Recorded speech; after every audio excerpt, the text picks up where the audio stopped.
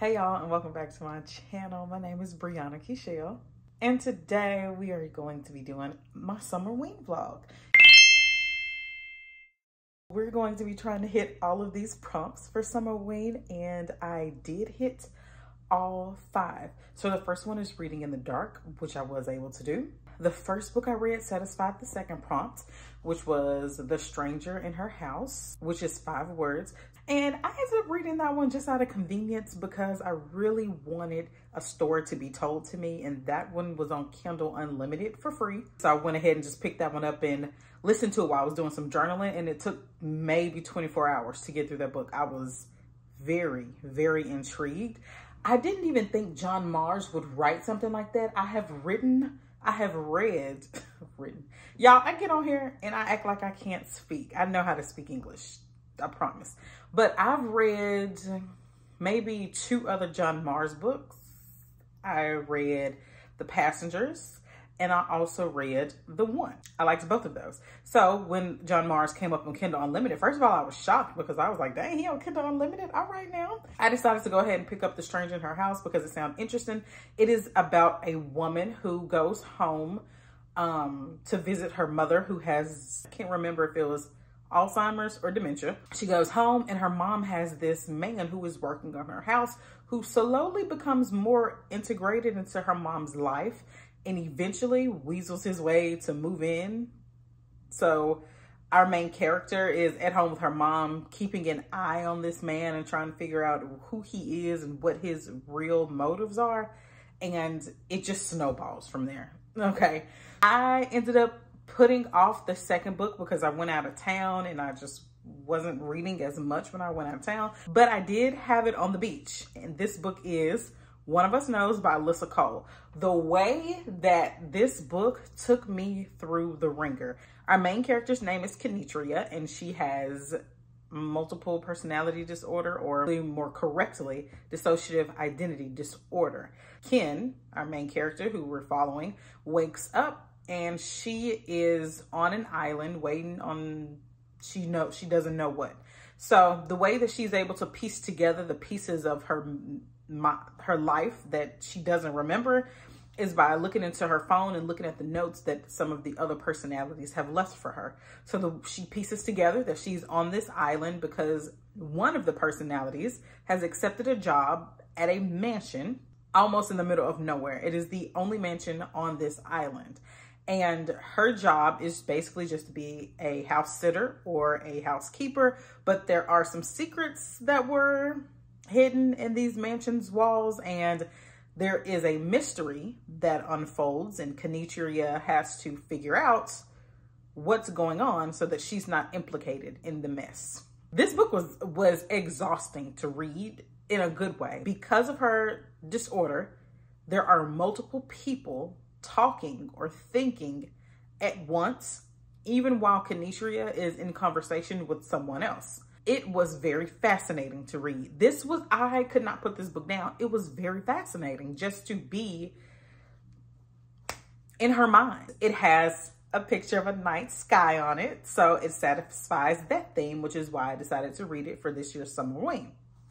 The last book came in very late, which is why this vlog is very late, because I wait on all of my books from the library and everybody really wanted to get their hands on this book. They just could not wait. And that book is Middle of the Night by Riley Sager. I just finished this book last night. This is my 4th Riley Sager book. At this point, I am going to continue to read him. I don't think I'm ever going to necessarily buy his books, but I'll continue to read them. So this is about our main character, Ethan, who's now 40 years old.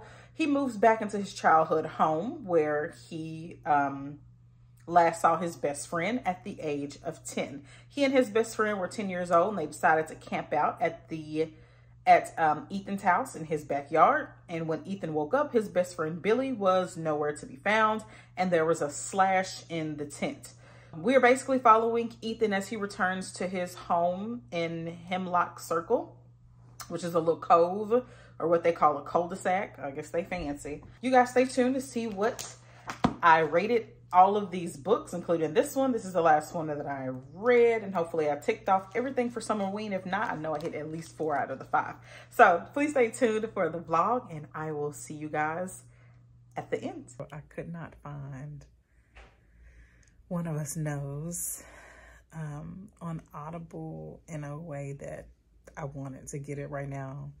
It wasn't free, is what I'm saying. And I don't feel like paying for it if I already have the copy right here. So I'm gonna do another prompt, which is reading a book with 5 or more words in the title. And I'm going to be listening to it from my computer because I do need to draw these pages out. I really do want to get this journal done.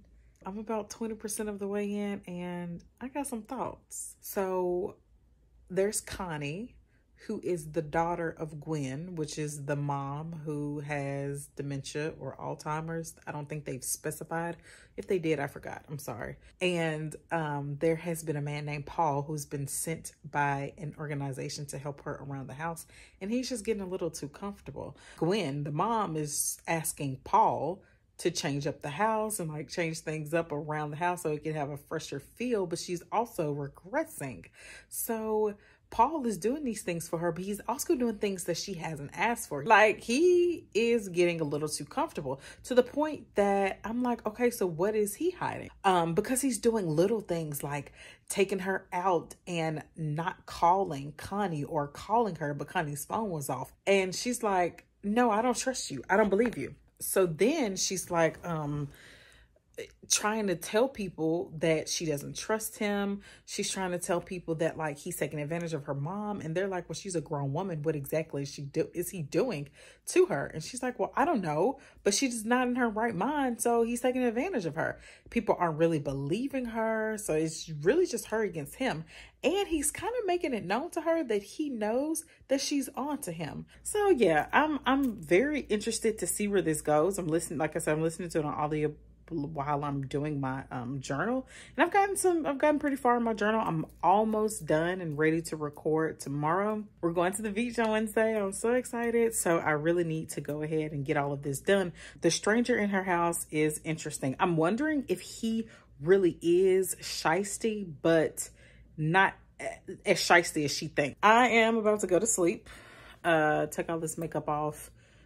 I just finished part 1 of A Stranger in Her House, and the twist at the end of that part, I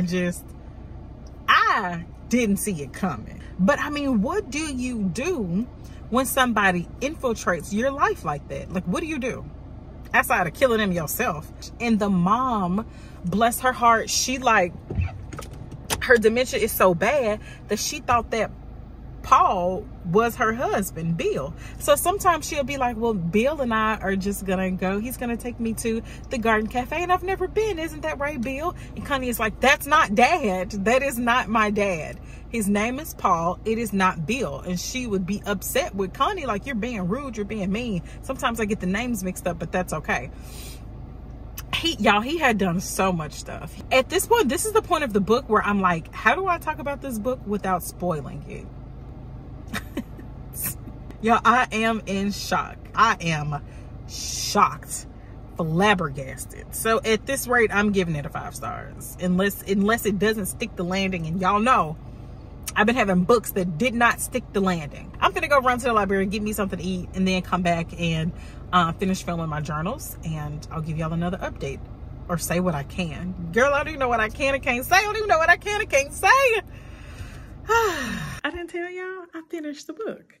So I gave it, I think I'm going to give The Stranger in Her House 3.75 stars because it was shocking. The first twist at the end of part 1 is what boosted it to 4 or 5 stars. Everything after that was just the aftermath of it. Just because it ended up almost how I thought it would, I'm not going to lower my rating. I still had a good time. I started that book yesterday and I'm already done with it. I think that speaks to how entertained I was. I'm going to finish doing my bullet journal. And then, I don't know, I'm probably going to listen to some music. I'm kind of mystery thrillered out right now. I'm kind of done with it. Maybe I'll listen to, no, I'm not. I'm going to listen to some music or listen to some true crime. I tend to listen to like Kendall Ray, Kennedy Myers, Bailey Sarian. Those are the only 3 I listen to. I can't listen to anybody else. I'm true crime tapped out. I used to listen, I'm not even going to mention that. yeah, I got a long night ahead of me. We'll see y'all tomorrow as we prepare and get the car ready and get on the road to get to the beach. See y'all soon.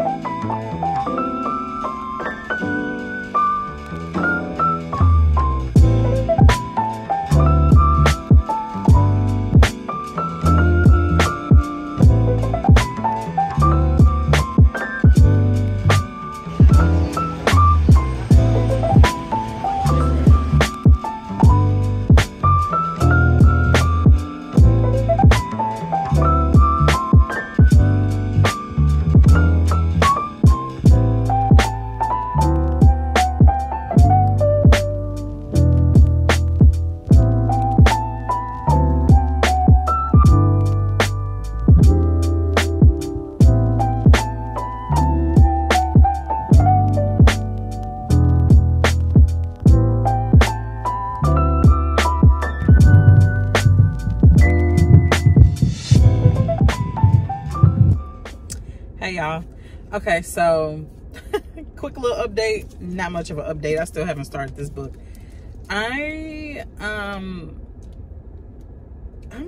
love this cover. So I'm about to pick this up. I'm not gonna lie, y'all. I tried to read the first page of this on the beach, and the first page, I didn't like how it looks. It looks like it's gonna be multimedia, which I do like in general, usually, but I just feel as if this could be done well I feel like this could be done well as an audiobook. I'm about to read a little bit, and I guess I'll talk to y'all when I have an update. I just want to give an update real quick on this book. Basically, since we know that the main character has DID, dissociative identity disorder, what I was trying to read at the beach was just an introduction of all of the co-members of Kechelle. I don't really know how to phrase it, but everybody who lives inside of the mind of Kechelle, all of the different people. There are about 6 or 7 people who live in her brain, and who all can come to the front when they need to. There is a small child who's forever 4 years old. There's an older lady who's about 65, Solomon, who's a grown man. There's a teenage boy, a teenage girl, and a grown woman. They all have different characters, different reasons, different purposes for being who they are, and they have their different roles. So the prologue is an introduction to that, and it's also the perspective of the little girl. I think her name is Kiki, but it's a perspective of the little girl and how she was introduced to their disorder, and what she thinks about it. And it's so cute because she was like, I think we should just all get a puppy and everybody will be fine. That was cute.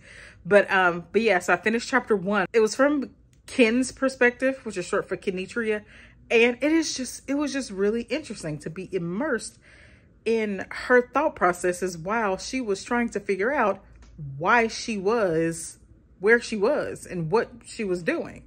And she was mentally calling the administrative person, like, hey, come deal with this. And she wasn't answering. So Ken was standing on the dock of the Hudson River, unknown as to why she's there. She's dressed like one of the other people. She is just like really confused. So chapter 1 was very immersive, and I appreciate that. And now we're about to do some more reading, and I will come back to you guys with another update.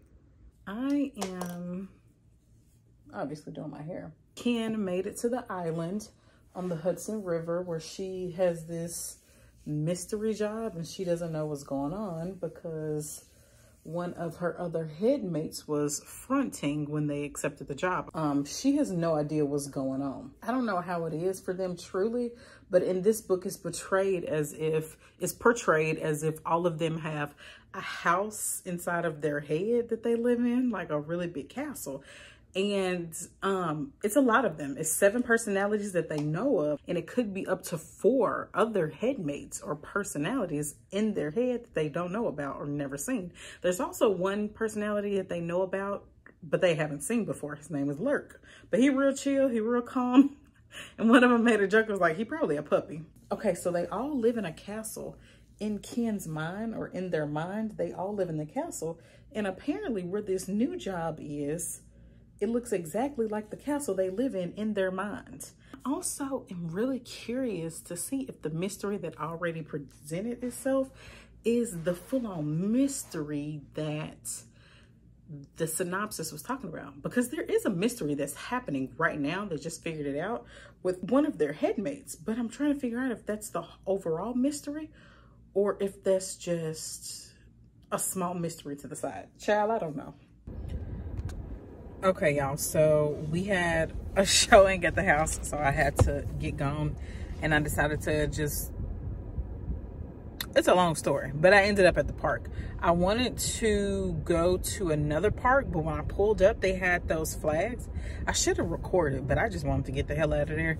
They had those like semicircle red, white, and blue flags that remind me of Confederate flags. They're not Confederate flags, but those flags are used at like fairs and stuff here in the United States. And in my mind, I'm only 2 jumps away from a Confederate flag. So I'm at another park, and this is my first time here. And I was like, okay, I'll walked around, did my little 30 minutes of cardio. And I scoped out a little scene and saw a place that I could just like take my comforter out and just lay out and read. But it's also a little bit in the cut, and I'm not in the mood to be where nobody can see me right now. I need to be seen in case something pops off. So that means I'm sitting in my car. I was going to journal. Guess who forgot their pencil pouch? So anyway, so I'm reading, as y'all know, one of us knows, it's like I've been trying to read this book for a year. For a week. And y'all, I'm on page 167. Alyssa Cole writes well to me. Although I will say I'm not a very extensive, high-level educated reader. You know who I want to read like when I finally grow up? I do want to read like Shelby in the book club. I feel like she reads like I'm going to read when I grow up. I'm almost there, but I'm not there yet. So I think Alyssa Cole's writing is pretty good.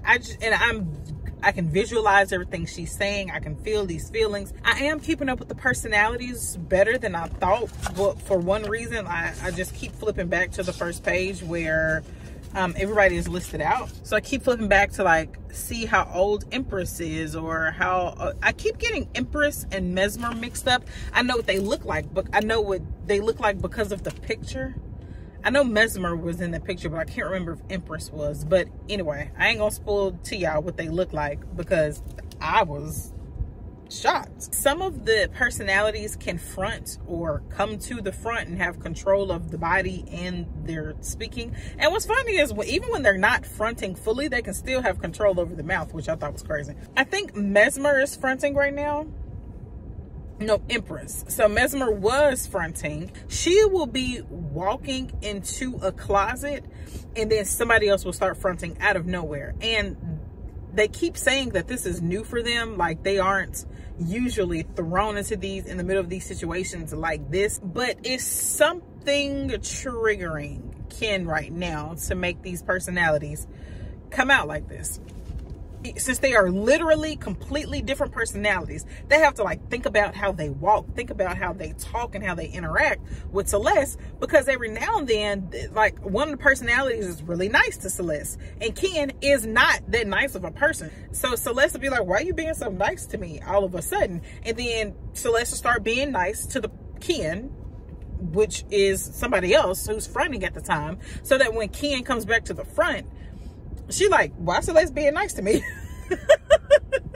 So, and there are some missteps since people are fronting at random times. There are some missteps. So when Ken comes back to the front, she is not remembering conversations that they just had 20-30 minutes ago. So when she's asking Celeste, the groundkeeper, she'll say something about like, okay, I want to go home. And Celeste is like, we just talked about this. Somebody from her past showed up and basically they were like, why are you here? And Ken was looking at them like, why are you here? They were telling Ken, well, I am in charge of hiring and I didn't hire you. And Ken is looking at them like, first of all, watch your mouth, because that sounds a lot like disrespect. And so while we are getting the atmosphere on the outside and what they're dealing with on the outside in the real world, we're also getting a lot of their interactions with each other in their mind, in this castle in their mind that also looks like the castle that they're working in. So yeah, I'm confused, to say the least. I'm not confused, I'm curious. Where is this going? Where are we going with this? I'm halfway through the book. I'm on page 167, to 324 or something like that. I am curious. I am curious. I'm finishing this book today. Mark my words, it's 11:11 a.m. Oh, make a wish. I actually just said a prayer. I'm gonna finish this book today, and I'm still trying to get my gatherings of what to tell y'all without spoiling the book. But what I can tell you is it's going well. The way I want to talk about this book with other people and nobody else is reading it right now, y'all, I really need y'all to read this book so we can talk about it. I want to talk about this book with somebody. Why y'all not reading this book? And if y'all don't know what book I'm talking about, my bad, I'm sorry. We're still reading this. Book 2 for Summerween is done. Now I have to take some clips out because I did predict some things that happened, which I'm really excited about. I almost never predict anything in these books, so I'm so excited that I was able to predict at least a little something. But I'm gonna sit on what I think. I don't really know what my rating is right now. I'm gonna have to really think about like what my ratings mean to me and blah blah blah blah blah blah, because usually I just go off feelings, and right now I feel like it's a strong 4. It's a strong 4. I liked it. Don't know how accurate it is. I don't care. Just hope it's not offensive to anybody who truly has been diagnosed with DID. That's all. There was a surprise at the end. I wasn't expecting that, but I kind of knew where it was going. So yeah, a strong 4, 4.5 almost, maybe. I don't know, y'all. I'll think about it and get back to y'all tomorrow, okay? Okay, so I'm reading Middle of the Night by Riley Sager, and it is pouring down raining. Ah, the aesthetic. So I just finished the prologue, and I'm in the middle of chapter 1. I just came on here just to tell y'all that I'm reading it and just to check in, tell you guys what it was about. Okay, so for those of you who may not know what this book is about, it is about a 30-something-year-old man who returns to the town where his friend went missing. So when they were about 10 years old, he and a good friend of his were camping in their backyard.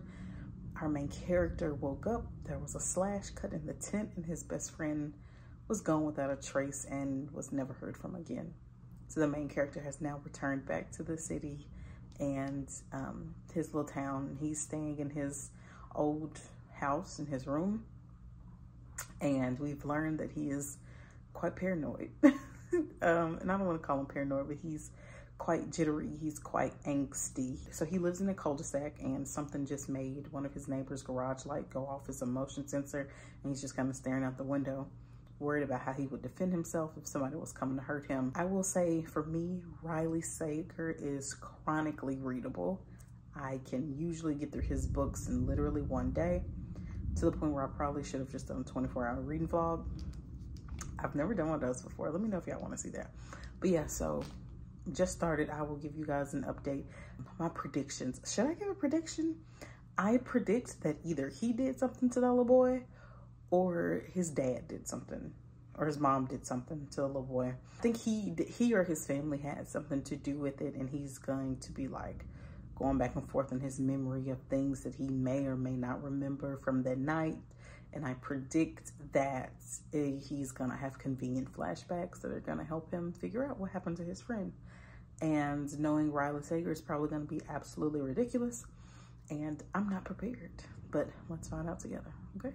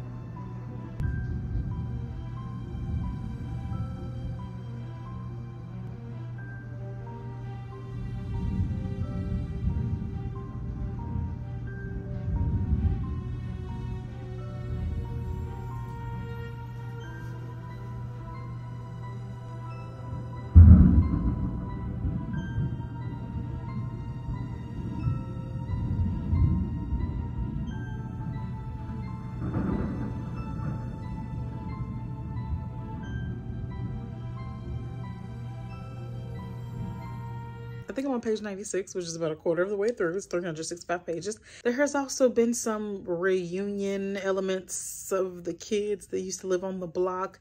There has been some talk of what happened back then and what the now grown people know about what may have happened back then. There are a few new theories about what's happening. I wish there was a little bit more for the plot. It's just Ethan, the main character, wondering what happened and just kind of going back and forth with what he does and does not remember. He doesn't remember anything, and he sticks to that. I am excited to keep reading this book. Maybe I'll try to do the challenge of reading in the dark, because I do have a flashlight and it was raining earlier. So maybe it'll rain a little bit later and the power will go out and I can read in the dark. That's extreme. That's extreme. I could just turn all the lights off. But anyway, yeah, that's my update for 25%. There has been a discovery. There has been more of like a reunion-esque type feel. And yeah, I'm excited to see what happens next. I am halfway through this book, Middle of the Night by Riley Sager. And it's reminding me of The House Across the Lake a little bit, because it's not much happening. I'm not bored enough to stop reading. Because here's the thing. This is why I say that. This happened with The House Across the Lake, where I was just kind of falling asleep in some places because I was sleepy and because there wasn't anything really action-packed. And that's really what I'm getting to. There's nothing just really action-packed about this. This is a lot of words on a page. I was going to say dialogue, but there have been whole chapters there where he's not talking to anybody. He's just kind of going through his memories and thinking about what happened with Billy. And I will say this, there have been some reveals. Like I told y'all, at the 25% mark, there was a reveal. And now there have been some more things that we are finding out about all of the kids in the neighborhood at the time. Because, well, not the neighborhood, but just in that cul-de-sac, in that little cove. So it's just been some little niblets, little puzzle pieces about all of those kids who used to live in the cove. I'll let y'all know when I'm at the 75% mark. I might film myself reading like the last 40/30%, because Riley Sager will throw something at you so unexpected that my mouth will literally be hanging open. I will never forget page 268 in the book The House Across the Lake. So, and if you know, you know. Some people like that twist, some people did not, but I enjoyed it. Okay, see y'all later. I wish Riley Sager wrote more about the day everything went down, or I wish he would have given more weight to what's going on now, or given more of a thrilling feeling. Because don't get me wrong, some of the things that's happening absolutely make the hair on the back of my neck stand up. Let's not be real. I mean, let's be real.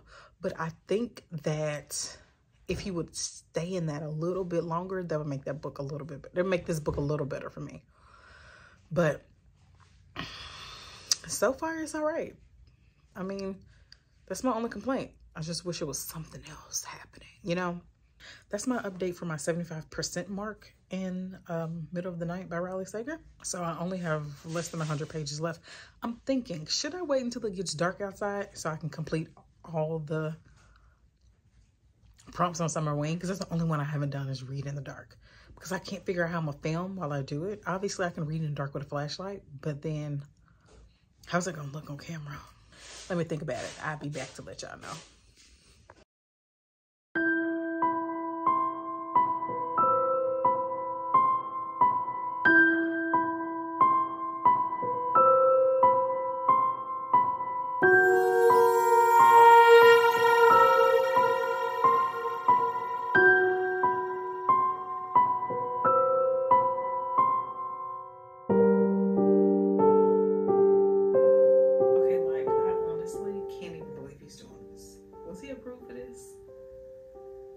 His doctors tell him this is okay. I feel like this is very much so not okay.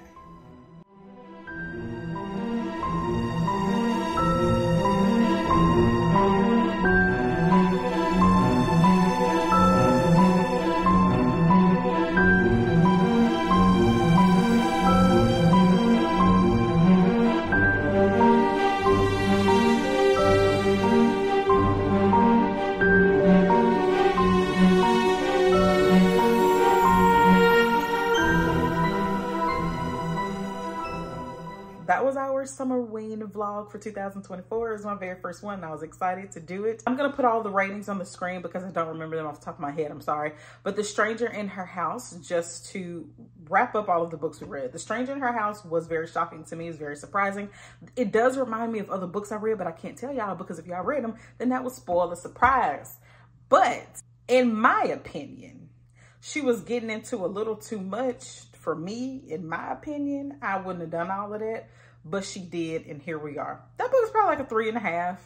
I don't know if I put a 3 or a 4 on Goodreads because y'all know how it is. You can't do half stars, but it's about a 3.5. I enjoyed it, and I'll continue to read John Mars. One of Us Knows by Alyssa Cole. I can't think of anything that I didn't like about it. So to me, that's a 5-star. If we're going on vibes, there was a surprise at the end that I was not expecting. I did expect one of the surprises, but here's my thing with ratings. Sometimes I struggle with giving something 5 stars because it didn't surprise me. I knew what was going to happen. Who cares? Who cares? Even if nothing about it was a surprise, I could still give it 5 stars because of how it was written. Like I said, I don't know how accurate it is, and I really hope that it is not offensive to anyone with a disorder, but I love that book. So with that being said, it's like a 4.53. You know what I mean? Like, it's really, really good. I almost have no notes for it. I really encourage you guys to read it. I thoroughly enjoyed it. Okay, the last book, Middle of the Night. For me, this puts me in the mind, the pacing of this book puts me in the mind of The House Across the Lake, because that book had a lot of ebbs and flows, okay? The House Across the Lake had some moments where I was literally falling asleep on it. Granted, it was probably 3 o'clock in the morning because I ate that book up, but I was doing the same thing with this one. And it wasn't that, like, it was like 9 o'clock in the morning and I was falling asleep on this book. Does that mean it was boring? I don't know, because the night before I probably only got 4 hours of sleep. I don't know, but I also don't mind books that get a little boring. I don't know. But with that being said, it was boring in a way that had me like skimming the pages. So, I mean, you know, take that with a grain of salt. It's Riley Sager. You know what I mean? It's Riley Sager. There are some books of his that I refuse to read because they start off with a bad decision. Survive the Night. I don't think I would ever pick that up because she is willingly. Anyway, we don't have to talk about it because I didn't read it.